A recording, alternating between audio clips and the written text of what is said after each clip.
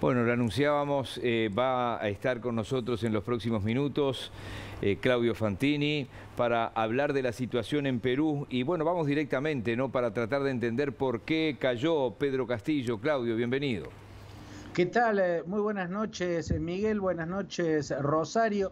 Bueno, la caída de Pedro Castillo, la patética caída de Pedro Castillo, es el final de un gobierno que también ha sido patético y que en todo caso tiene como mayor extrañeza o mayor misterio haber durado casi un año y medio, cuando la verdad es que la incapacidad del presidente peruano hasta hace algunas horas fue abrumadora desde un primerísimo momento. A eso se suma que tenía como oposición a una derecha durísima, intolerante, la del partido Fuerza Popular, el fujimorismo, liderado por Keiko Fujimori, una candidata a presidenta que nunca aceptó el resultado, nunca aceptó el veredicto de las urnas, nunca reconoció a Pedro Castillo como presidente y desde un primer momento embistió, encabezando Fuerza Popular,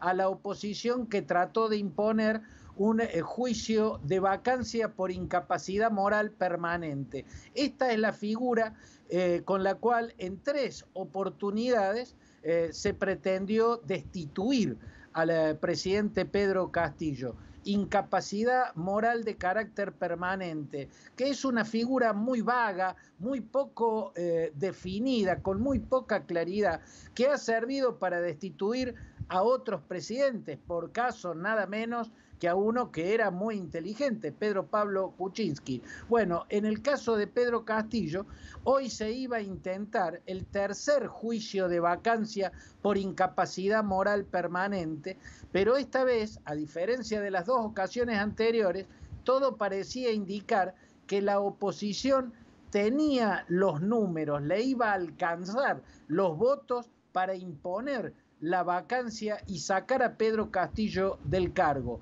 Pedro Castillo, para defenderse de esta vacancia que iba a marcar un final ya para su presidencia, intentó un golpe de Estado anunciando la disolución del Congreso. Invocó el artículo 134 de la Constitución. Acá, para entender lo que ocurrió, hay que contrastar 2 disoluciones del Congreso que hay en la historia de Perú.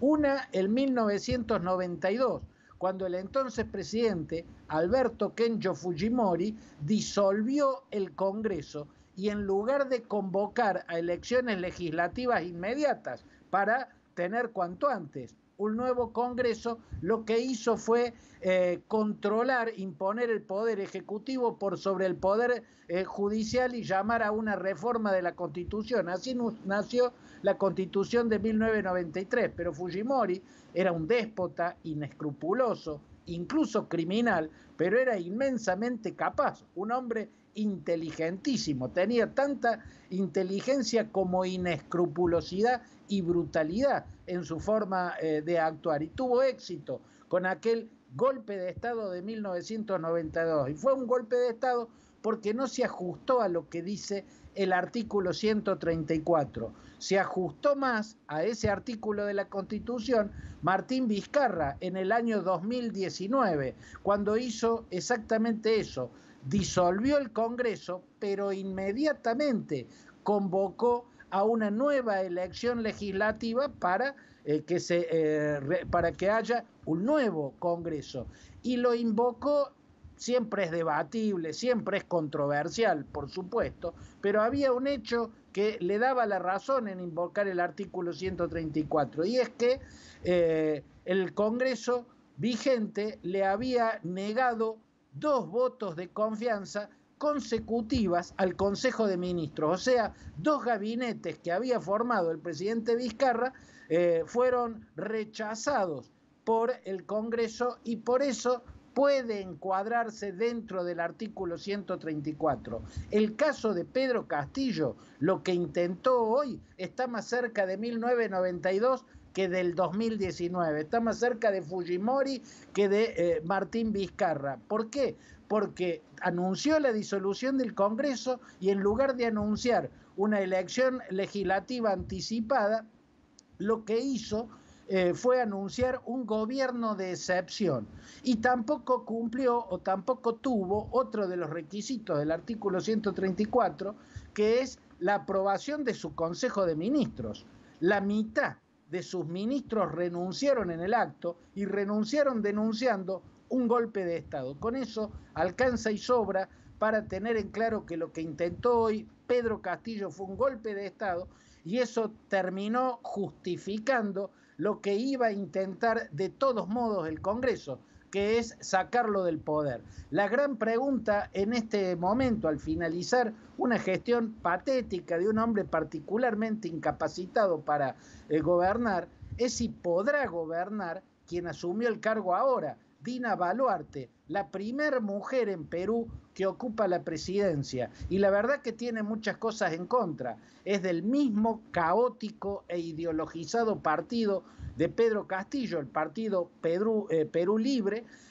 O sea, va a tener probablemente la misma oposición cerrada, saboteadora, conspiradora que tuvo Pedro Castillo.